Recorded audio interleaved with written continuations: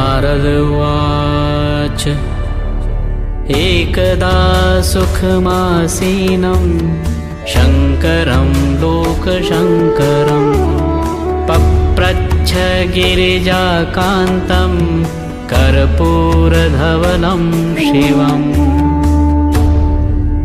पार्वती उवाच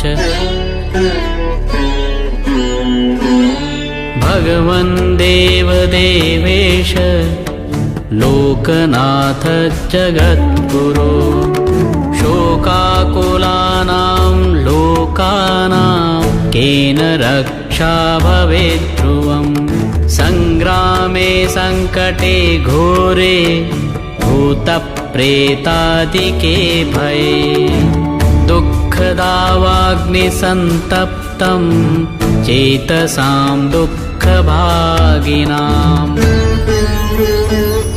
ईश्वर उवाच शृणु देवि प्रवक्ष्यामि लोकानां हितकाम्यया विभीषणाय रामेण प्रेम्णा दत्ते च यत्पुरा कवचं कपिनाथस्य वायुपुत्रस्य धीमतः गुह्यं ते सम्प्रवक्ष्यामि विशेषात् शृणु सुन्दरि।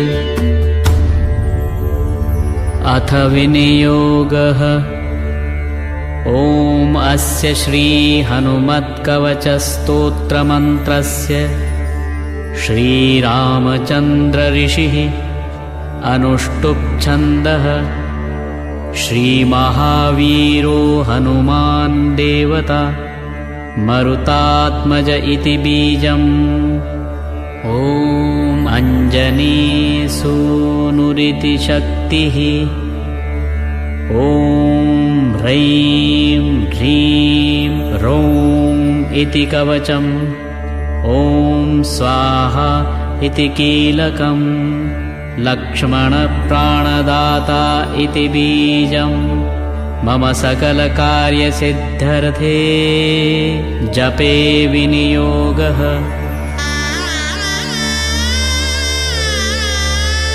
ॐ अथ न्यासः ॐ ह्रां अङ्गुष्ठाभ्यां नमः ॐ ह्रीं तर्जनीभ्यां नमः ॐ ह्रूं मध्यमाभ्यां नमः ॐ ह्रैं अनामिकाभ्यां नमः ॐ ह्रूं कनिष्ठिकाभ्यां नमः ॐ ह्रः करतलकरपृष्ठाभ्यां नमः।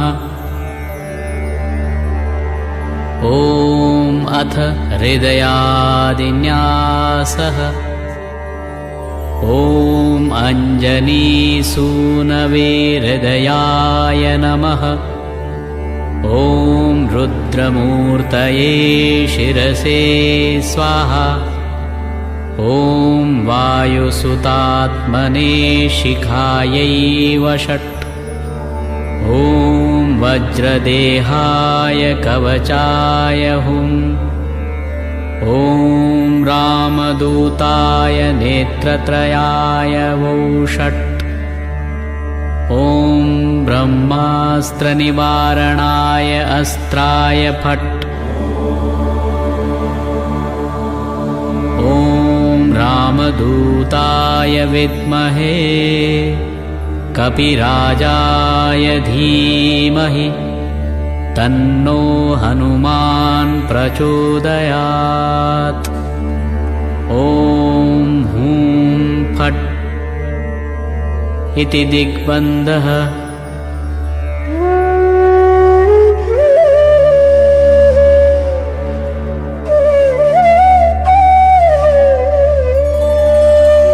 ध्यायेद्बालदिवाकरद्युतिनिभं देवारिदर्पापहम् देवेन्द्र प्रमुखप्रशस्तयशसं देदीप्यमानं रुचा सुग्रीवादिसमस्तवानरयुतं सुव्यक्ततत्त्वप्रियं संरक्तारुणलोचनं पवनजं पीताम्बरालङ्कृतम् उद्यन्मार्तण्डकोटिप्रकटरुचियुतं चारुवीरासनस्थम् मौञ्जीयज्ञोपवीताभरणरुचिशिखाशोभितं कुण्डलाढ्यम् भक्तानामीष्टदन्तं प्रणतमुनिजनं वेदनादप्रमोदम् ध्यायेद्देवं विधेयं प्लवगकुलपतिं गोष्पदीं भूतवार्धिम्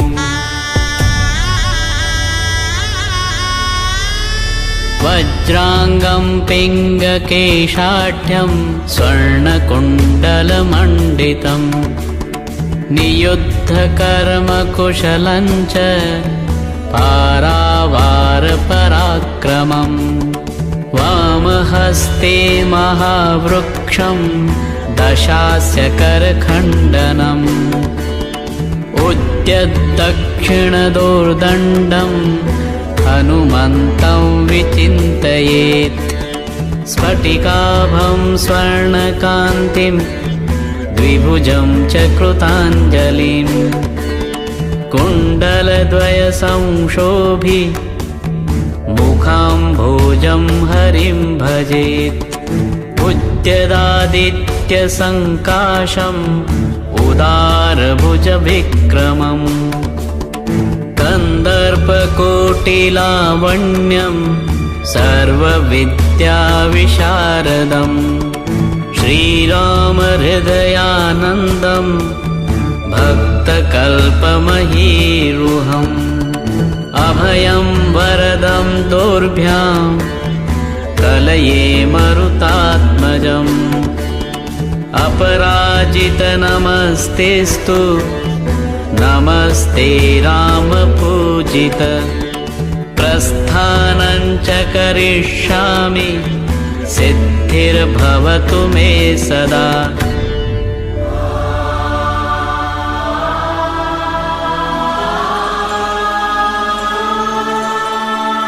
यो वारान्निधिमल्पपल्वलमिवोल्लङ्घ्य प्रतापान्वितो वैदेही घनशोकतापहरणो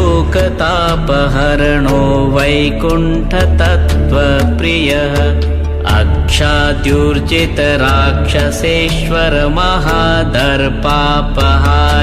रणे सोऽयं वानरपुङ्गवो वतु सदायुष्मान् समीरात्मजः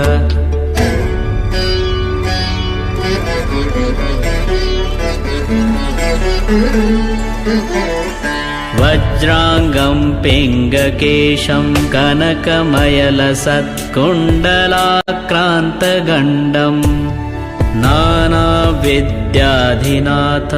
करतलविधृतं पूर्णकुम्भं दृढं च भक्ताभीष्टाधिकारं विदधति च सदा सर्वदा सुप्रसन्नम् त्रैलोक्यत्राणकारं सकलभुवनगं रामदूतं नमामि उद्यल्लाङ्गूलकेशं प्रचयजलधरं भीममूर्तिं कपीन्द्रं वन्दे रामाङ्घ्रिपद्मभ्रमरपरिवृतं तत्त्वसारं प्रसन्नम् वज्राङ्गं वज्ररूपं कनकमयलसत्कुण्डलाक्रान्तगण्डम् दम्भोलिस्तम्भसारप्रहरणविकटं भूतरक्षोधिनाथम्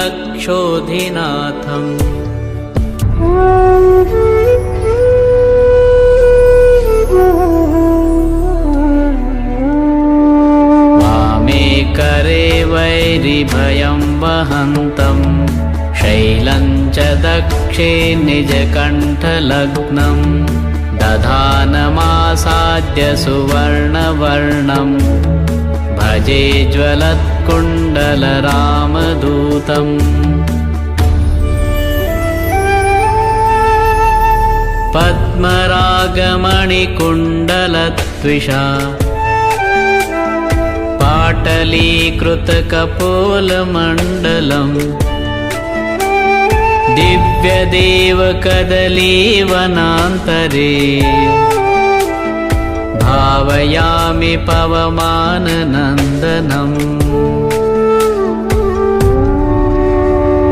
ईश्वर उवाच इति वदति विशेषाद्राघवो राक्षसेन्द्रम् प्रमुदितवरचित्तो रावणस्यानुजो हि रघुवरवरदूतं पूजयामास भूयः स्तुतिभिरतिकृतार्थं स्वं परं मन्यमानः।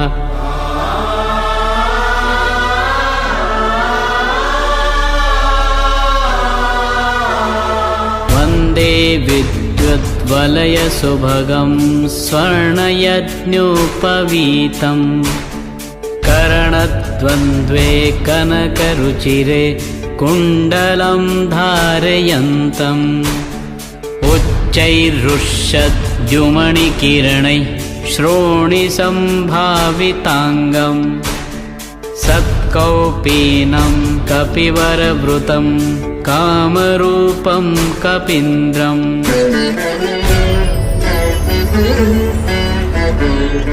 मनोजवं मारुततुल्यवेगं जितेन्द्रियं बुद्धिमतां वरिष्ठम् वातात्मजं वानरयूथमुख्यं श्रीरामदूतं सततं स्मरामि।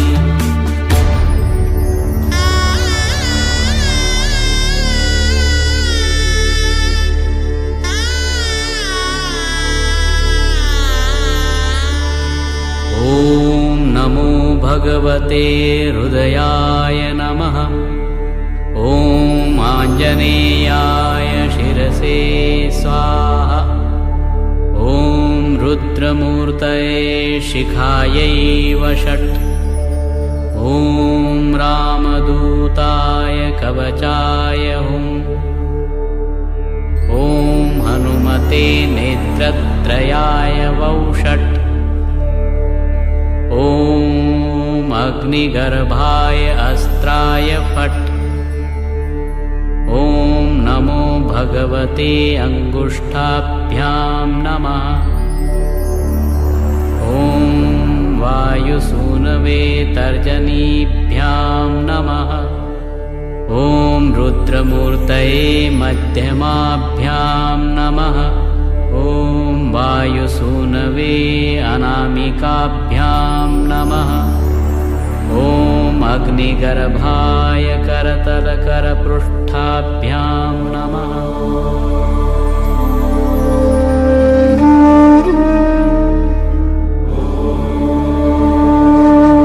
अथ मन्त्र उच्यते।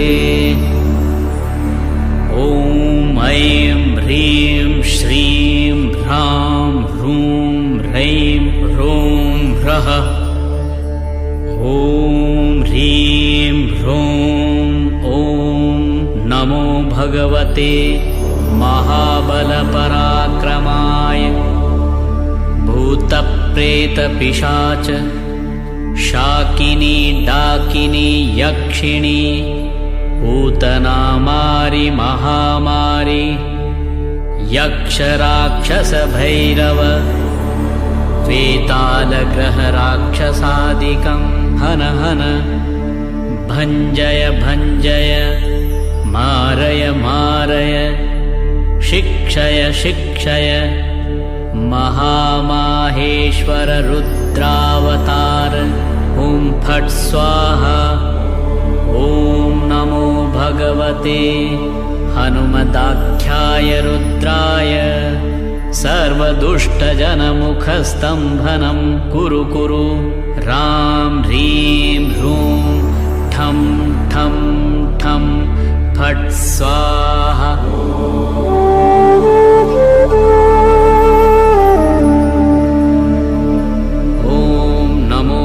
भगवते अञ्जनीगर्भसम्भूताय रामलक्ष्मणानन्दकाय कपिसैन्यप्रकाशनाय पर्वतोत्पाटनाय सुग्रीवसाधकाय रणोच्चाटनाय कुमारब्रह्मचारिणे गम्भीरशब्दोदयाय ॐ ह्रीं ह्रीं ह्रूं सर्वदुष्टनिवारणाय स्वाहा।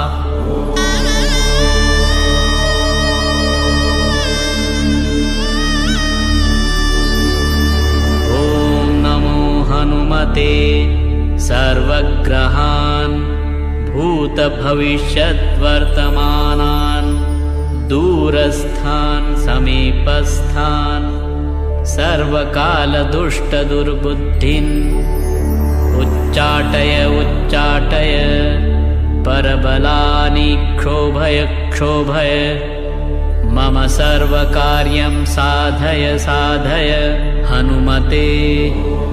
ॐ ह्रां ह्रीं ह्रूं फट् देहि ॐ शिवं सिद्धिं ह्रां ह्रीं ह्रूं ह्रूं ॐ स्वाहा।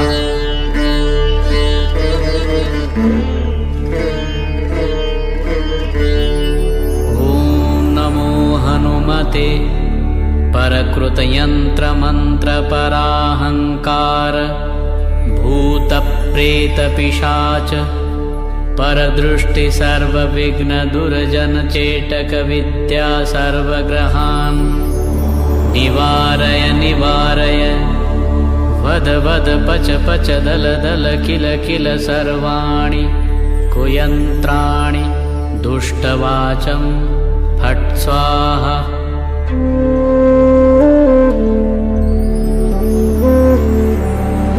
ॐ नमो हनुमते पाहि पाहि एहि एहि सर्वग्रहभूतानां शाकिनी डाकिनीनां विषमदुष्टानां सर्वविषयानाकर्षय मर्दय मर्दय भेदय भेदय मृत्युम् उत्पाटयोत्पाटय शोषय शोषय ज्वल ज्वल प्रज्वल प्रज्वल भूतमण्डल प्रेतमण्डल पिशाचमण्डल निरासय निरासय भूतज्वर प्रेतज्वर चातुर्थिकज्वर विषमज्वर माहेश्वर ज्वरान् छिन्धि छिन्धि भिन्धि भिन्धि अक्षिशूल पक्षशूल शिरोभ्यन्तरशूल गुल्मशूल पित्तशूल ब्रह्मराक्षसकुल परकुल नागकुल विषं नाशय नाशय निर्विषं कुरु कुरु फट् स्वाहा।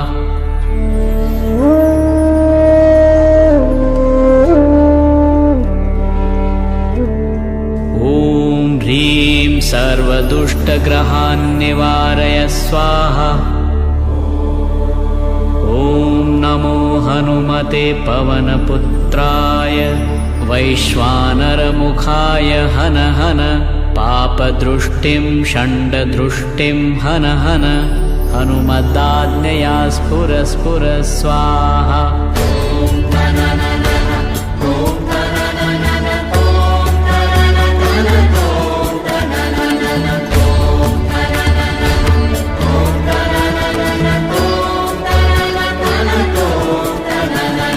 श्रीरामचन्द्र उवाच हनुमान् पूर्वतः पातु दक्षिणे पवनात्मजः प्रतीचां पातु रक्षोघ्न उत्तरश्यामपारगः उदीचादूर्ध्वगः पातु केसरी प्रियनन्दनः अधश्च विष्णुभक्तस्तु पातु मध्यं च पावनः अवान्तरदिशः पातु सीताशोकविनाशनः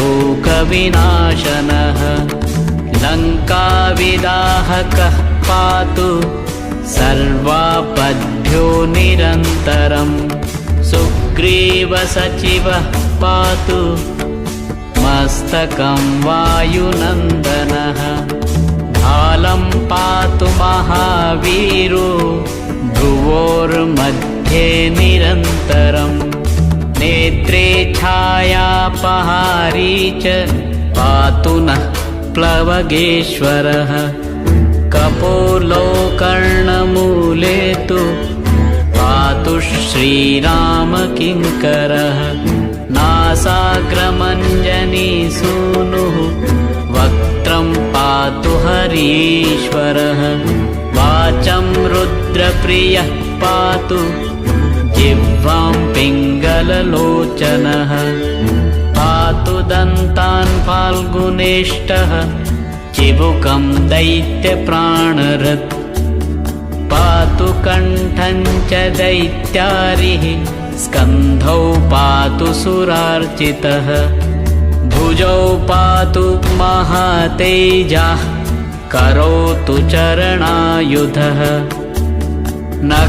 नखान्नखायुधः पातु कुक्षिं पातु कपीश्वरः वक्षो मुद्रापहारी च पातु पार्श्वं भुजायुधः लङ्काविभञ्जनः पातु पृष्ठदेशे निरन्तरम् नाभिं च रामदूतस्तु कटिं पात्वनिलात्मजः गुह्यं पातु महाप्राज्ञः लिङ्गं पातु शिवप्रियः ऊरू च जानुनी पातु लङ्काप्रासादभञ्जनः जङ्घे पातु महाबाहुः गुल्फौ पातु महाबलः अचलोद्धारकः पातु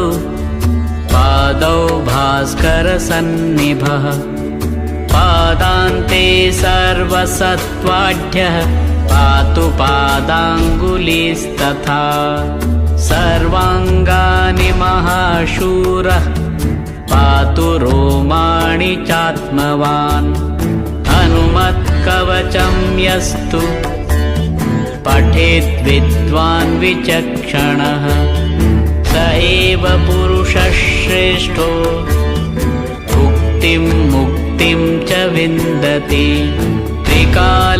त्रिकालमेककालं वा पठेन्मासत्रयं सदा सर्वान् रिपून् क्षणे जित्वा स पुमान् शिवमाप्नुयात् मध्यरात्रौ जले स्थित्वा सप्तवारं पठेद्यदि क्षयापस्मारकुष्ठादि तापत्रयनिवारणम् अर्कवारेष्वत्थमूले स्थित्वा पठति यः पुमान् अचलान् श्रियमाप्नोति संग्रामे विजयी भवेत् यः करे धारयेन्नित्यं स पुमान् श्रियमाप्नुयात् विवाहे दिव्यकाले च द्यूते राजकुले रणे भूतप्रेतमहादुर्गे रणे सागरसम्प्लवे दशवारं पठेद्रात्रौ मिताहारे जितेन्द्रियः विजयं लभते लोके मानवेषु नराधिपः सिंहव्याघ्रभये चोग्रे शरशस्त्रास्त्रपातने शृङ्खलाबन्धने चैव काराग्रहणकारणे कायस्थं वह्निदाहे क्षेत्रे घोरे सुदारुणे शोके महारणे चैव ब्रह्मग्रहविनाशने सर्वदा तु पठेन्नित्यं जयमाप्नोत्यसंशयम् भूर्जे वा वसने रक्ते क्षौमे वा तालपत्रके त्रिगन्धेनाथवा मष्या लिखित्वा धारयेन्नरः पञ्चसप्तत्रिलोहैर्वा ओपितं कवचं शुभम् गले कट्यां बाहुमूले कण्ठे शिरसि धारितम् सर्वान् कामानवाप्नोति सत्यं श्रीरामभाषितम्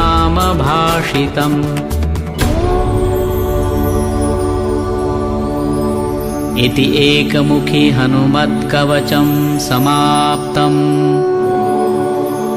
ॐ हनुमते नमः।